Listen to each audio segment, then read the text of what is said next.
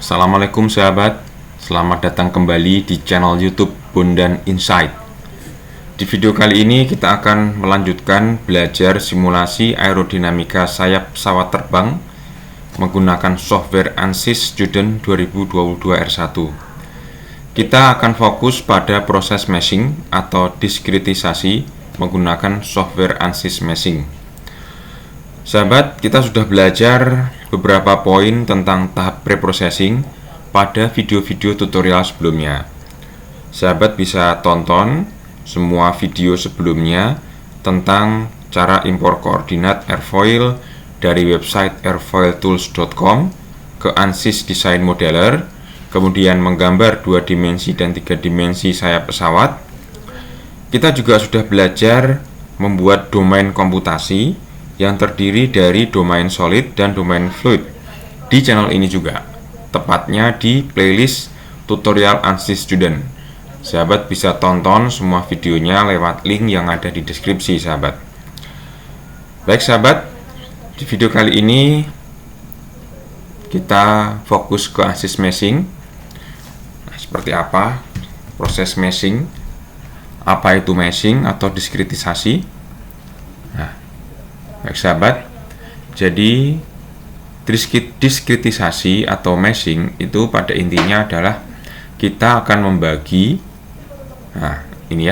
kita akan membagi domain komputasi yang sudah kita buat sebelumnya ini menjadi bagian kecil-kecil. Jadi dari bentuk kubus yang besar ini kita akan bagi dia menjadi bagian yang kecil-kecil gitu ya. Dan itu nanti bentuknya bisa berbentuk hexahedral maupun tetrahedral atau bahkan polihedral gitu. Nah, jadi tujuannya apa? Tujuannya dibagi kecil-kecil itu atau diskritisasi adalah kita mengubah persamaan diferensial parsial menjadi persamaan aljabar yang lebih sederhana. Jadi bisa diselesaikan oleh software ANSYS yang kita pakai ini. Nah, untuk proses meshing kali ini kita akan lakukan meshing yang cukup mudah, cukup sederhana, dan tidak akan sulit, dijamin bisa semuanya. Karena kita belum menuju ke pembuatan mesh yang kompleks gitu ya. Jadi untuk meshing parameter yang akan kita gunakan hanya nanti kita akan pilih program kontrol ya, jadi bukan linear ataupun yang lain, kita akan pilih program kontrol. Artinya apa? Artinya bahwa kita akan lebih banyak menggunakan parameter otomatis yang sudah di setting atau disiapkan oleh ANSYS Meshing gitu ya. Jadi kita tidak banyak mengubahnya. Kita untuk di tutorial kali ini kita tidak banyak menggunakan metode sizing. Nah, selanjutnya kita akan menerapkan parameter meshing yaitu element size. Maksudnya adalah kita akan mengubah ukuran elemen sehingga kita akan mencapai jumlah elemen yang kita inginkan. Dalam hal ini adalah sebanyak maksimal 512K elemen atau 512.000 elemen. Kenapa hanya 512.000 elemen? Karena software yang kita gunakan adalah tipe yang ANSYS Student. ANSYS Meshing yang digunakan tapi dia tipe dari ANSYS Student. Kemudian ANSYS Fluent yang akan kita gunakan nanti juga masih tipenya Student, dimana ANSYS Fluent yang versi Student ini dia hanya mampu memproses sebanyak maksimal 512 elemen. Jadi mesh yang akan kita bentuk saat ini lewat tutorial ini adalah maksimum 512.000 elemen, sahabat. Sebenarnya ANSYS Meshing di versi Student ini bisa membentuk elemen ya cukup banyak, bisa jutaan, bahkan belasan, puluhan juta juga mungkin ya. Saya baru nyoba sampai beberapa juta saja, itu bisa dibentuk oleh ANSYS Meshing. Namun itu tergantung juga dari kemampuan atau resource dari komputer atau laptop yang kita pakai. Semakin tinggi tentu akan semakin ringan kerjanya si smashing ini ya. Namun sekali lagi kita tidak sampai membuat elemen yang jutaan banyaknya, kita hanya cukup maksimum 512.000 elemen dulu, karena kita akan memproses lanjutannya menggunakan versi student juga, ANSYS Fluent versi student. Nah kemudian sahabat, itu tadi adalah tentang parameter singkat yang akan kita gunakan, cukup sederhana ya, cukup mudah, jadi tidak perlu dibayangkan terlalu sulit. Untuk elemen size nanti kita akan ubah ukurannya, kemudian dengan harapan nanti elemen numbernya atau jumlah elemennya maksimum 512.000 elemen. Nah kemudian parameter lainnya yang perlu kita cermati di sini adalah tentang skewness dan orthogonal quality. Nah nanti pada saat kita membuat ANSYS meshing ini, membuat meshing atau melakukan diskritisasi, kita akan mengupayakan agar nilai skewness ini masuk pada kategori acceptable. Jadi setelah kita menerapkan parameter berikut ini ya, program kontrol, elemen size, elemen number, kemudian maksimum 512.000 elemen.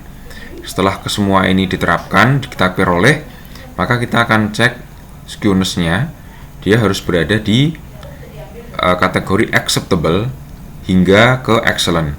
Jadi paling jelek adalah acceptable begitu ya. Sedangkan untuk orthogonal quality kita juga akan mengupayakan agar masuk kategori acceptable ya. Ini juga yang paling jeleknya itu adalah di acceptable. Tujuannya apa? Kalau keduanya yaitu skewness dan orthogonal quality ini berada pada nilai acceptable, maka itu tandanya berarti mesh yang kita buat itu akan diterima oleh ANSYS gitu ya. Jadi akan bisa diproses oleh ANSYS Fluent.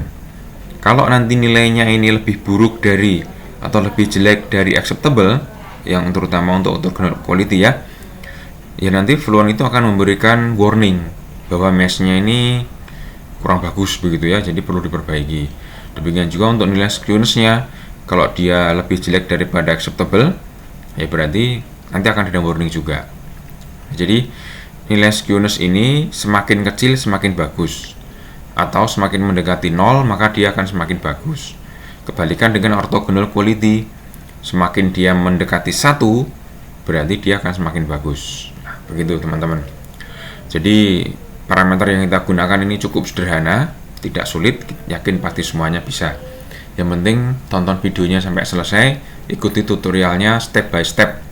Kalau ada yang perlu ditanyakan atau diskusi, bisa tinggalkan pesan di kolom komentar. Nah, atau hubungi nomor yang sudah ada di deskripsi sahabat. Nah, baik sahabat. Nah, nanti setelah kita melakukan meshing atau diskritisasi ya, dari yang semula adalah bentuknya domain komputasi seperti yang tampak di sebelah kiri ini, kemudian dia akan berubah menjadi seperti di sebelah kanan ini ya. Nah, ini adalah hasil mesh yang sudah jadi. Jadi meshnya, elemen meshnya jumlahnya sebanyak 507.361. Ini adalah elemen number ya, saya tambahkan. Kemudian elemen size-nya adalah 117 mm. Kemudian nilai skewness-nya adalah 0,23281. Yang kita ambil adalah skewness rata-rata ya. Kemudian nilai ortogonal yaitu orthogonal average atau rata-rata ortogonal adalah 0,766. Ini bisa kita cek di sini sahabat. Elemen number adalah 507 ya, 1361, 507.361. Ini dia masih di bawahnya 512.000 elemen, jadi masih bisa dibaca oleh ANSYS Fluent. Kemudian elemen size-nya 117 mm ya. Kemudian untuk skewness average-nya adalah 0,23281. Nah, ini masih masuk kategori di sini sahabat, di excellent ya. Berarti ini sangat aman. Dia skewness-nya excellent. Kemudian untuk orthogonal average-nya adalah 0,766. Nah, 0,766 ada di kategori very good. Dia lebih bagus daripada acceptable, berarti juga cukup aman, sahabat. Nah, baik sahabat, bagaimana bisa mendapatkan hasil mesh yang seperti ini dan juga parameternya seperti ini? Tentunya kita akan mematuhi parameter yang sudah dijelaskan tadi ya, baik itu program kontrol, elemen size, elemen number, dan 512.000 elemen ya. Nah, kemudian sahabat, setelah nanti terbentuk mesh ya, maka kita akan menentukan yang namanya adalah boundary condition atau disingkat BC ya.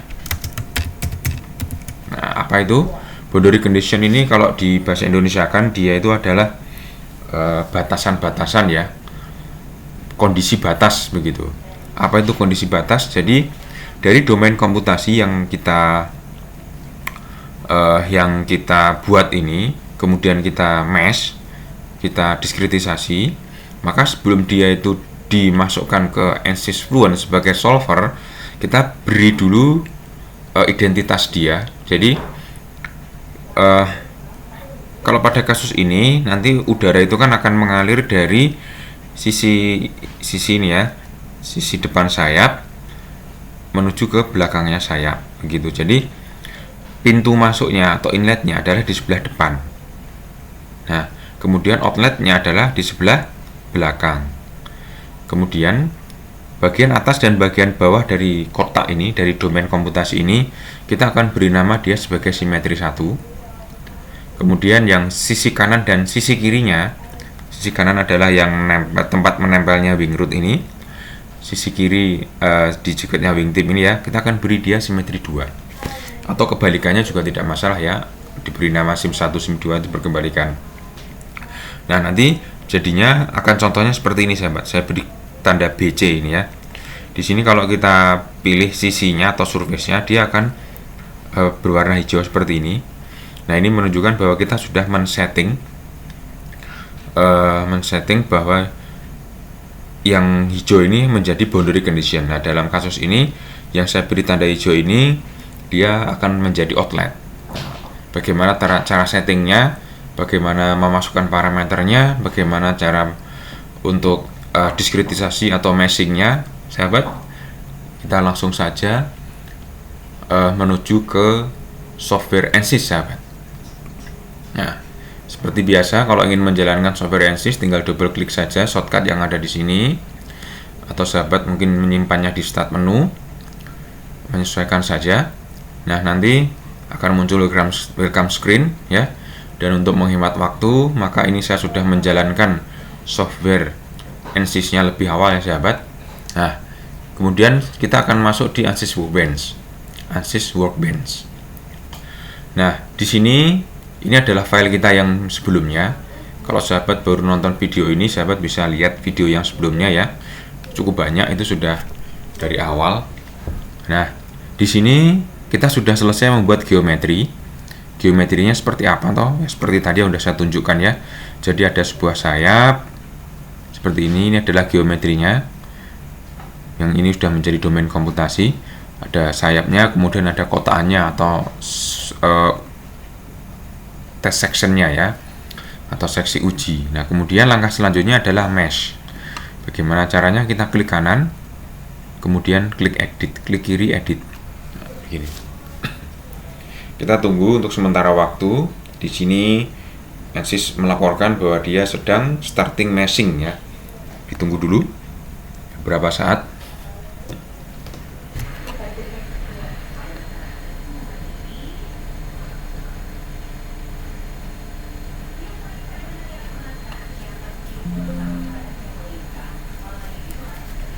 Nah, baik sahabat, ini kita sudah mulai terbuka software ANSYS-nya.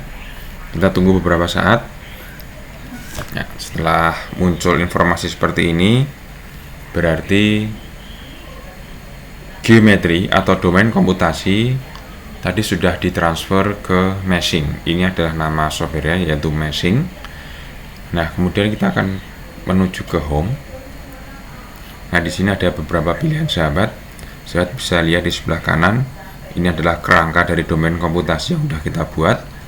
Kemudian kita langsung saja klik mesh.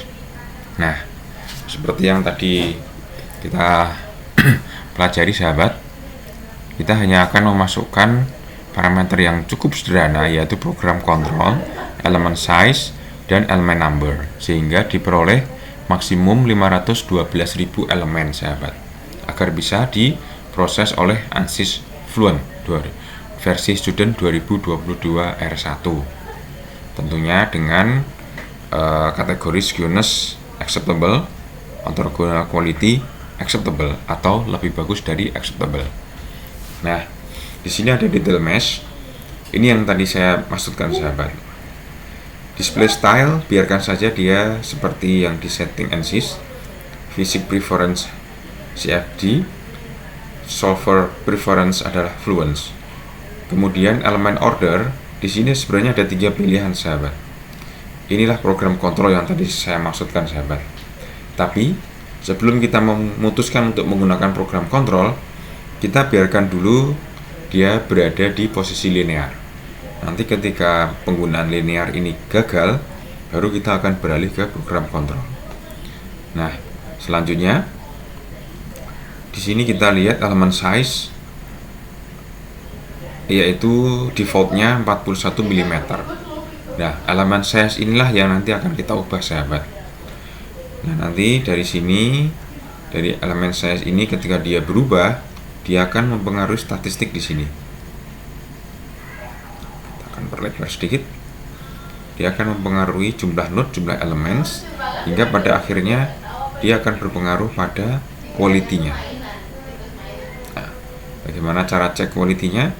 Kita akan praktekkan bersama-sama sahabat. Oke, udah siap? Baik, kalau udah siap, kita akan generate ya, kita akan generate mesh atau grid ya, atau laksanakan meshing atau diskritisasi, itu semuanya sama istilahnya. Kita akan menggunakan parameter yang udah disiapkan oleh ANSYS meshing ini ya. Jadi dengan parameter seperti ini, langsung saja kita klik generate. Kita tunggu prosesnya. Maaf, ini baru berjalan 5%. Ya. Kita tunggu sampai selesai 100%.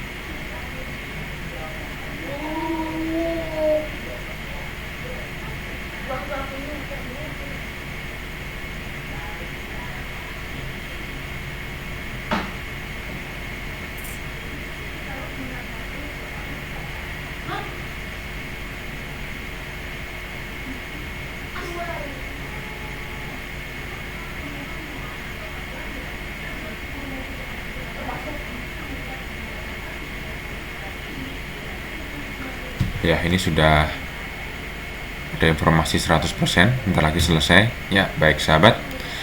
Jadi mesh kita udah terbentuk ini seperti ini ya. Bagaimana parameter yang udah terbentuk? Kita bisa lihat di sini sahabat.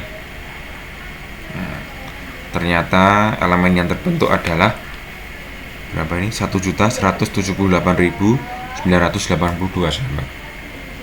Ini sangat besar. Dan ini tidak bisa diproses di ANSYS Fluent versi Student ini. Kita harus turunkan jumlah elemennya.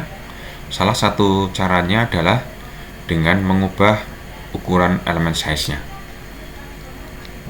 Nah, mungkin sahabat bertanya, diubah menjadi berapa? Ya, kita gunakan logika sederhana. Dengan ukuran 41 mm, elemen yang terbentuk adalah 1 juta sekian. Apa yang akan terjadi kalau elemen size ini kita ubah dengan memperbesar elemen size-nya? Nah, tentu jumlah elemen yang terbentuk akan berkurang. Nah, seperti itu sahabat. Kita akan coba di sini dari 41 kita coba saja menjadi 117. Ya, 117 mm.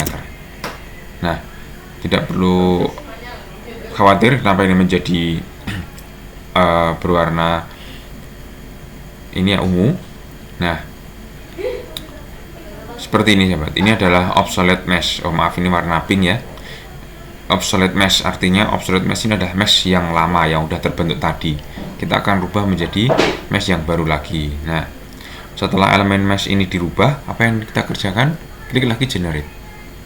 Yang settingan yang lain kita biarkan saja. Ya. Kita bisa cek di sini. Passing. Kita tunggu prosesnya.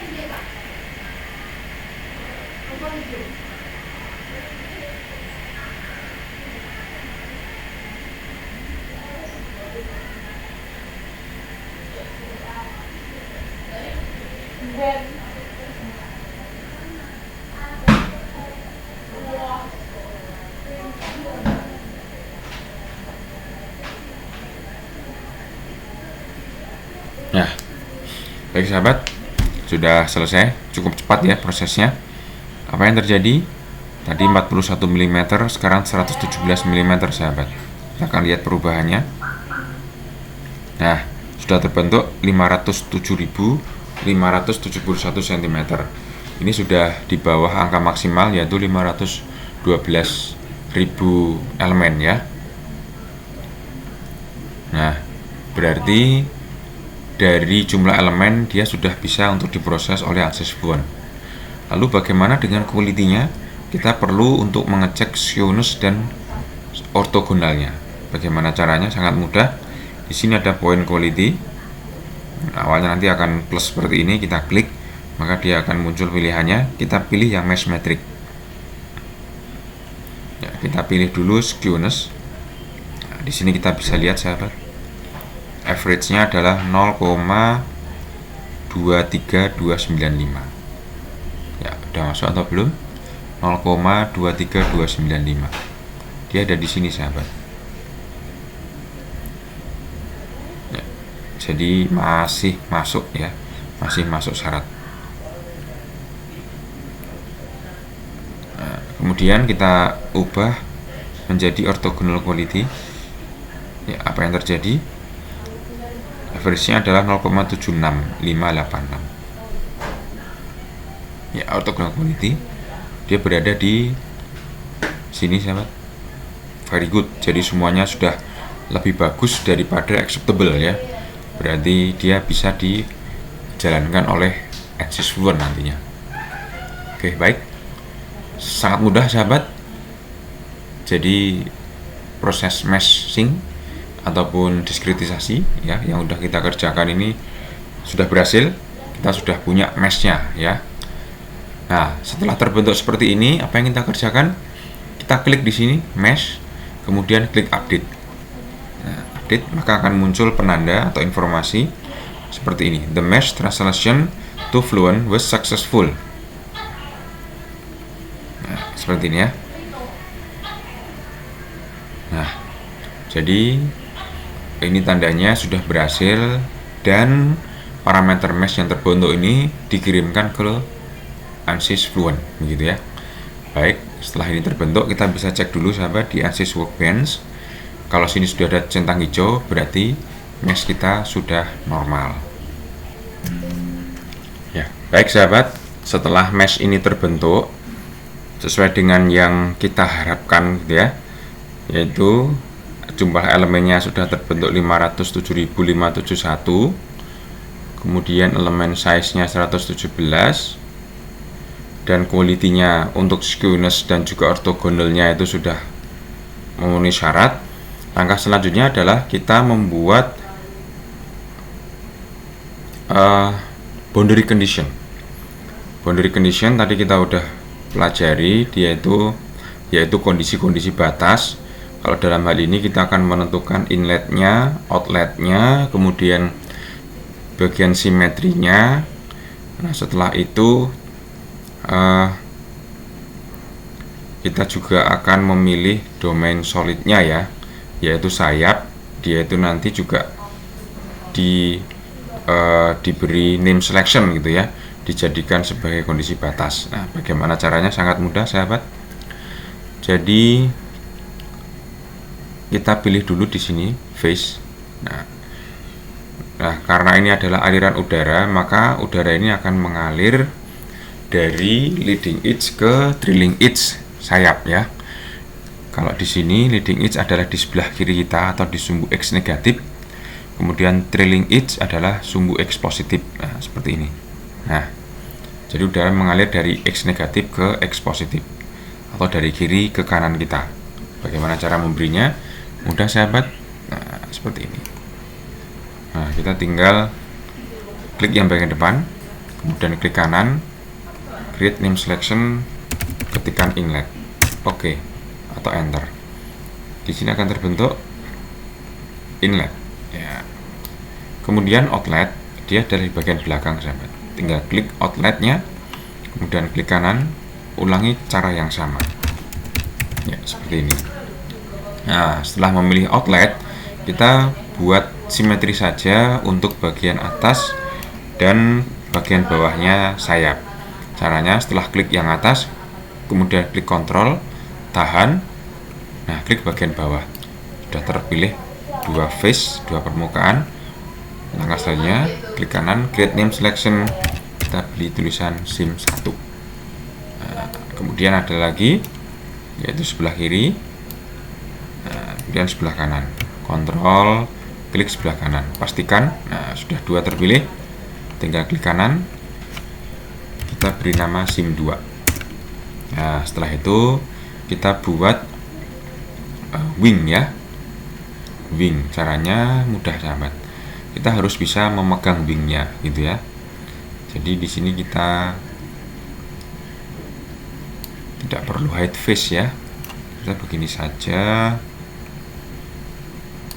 Maaf, begini.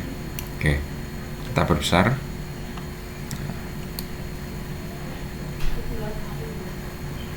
Nah, kalau mungkin dengan cara seperti ini sahabat kesulitan ya, sahabat bisa hide salah satu face-nya.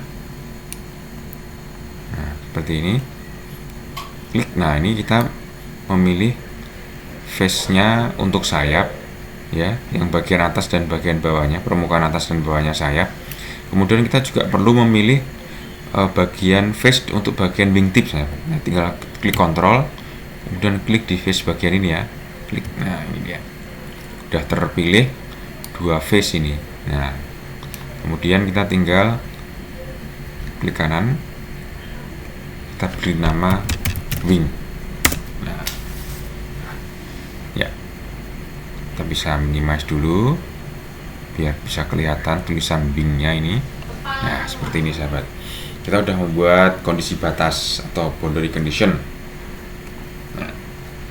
Nah, setelah ini apa yang kita kerjakan? Kita akan update ya. Nah, muncul penanda ini sahabat, informasi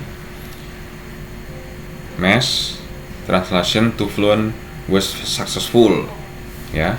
Oh maaf. Kemudian all cell zone in fluent may be automatically set to fluid. Nah, kita akan periksa nanti di fluent. Nah, demikian tadi sahabat cara memberikan boundary condition. Tetap semangat sahabat. ikuti video ini, tonton video sampai selesai, dan ikuti video-video selanjutnya. Tonton video-video sebelumnya. Kalau masih ada yang belum nonton, jangan lupa subscribe. Terima kasih. Wassalamualaikum warahmatullahi wabarakatuh.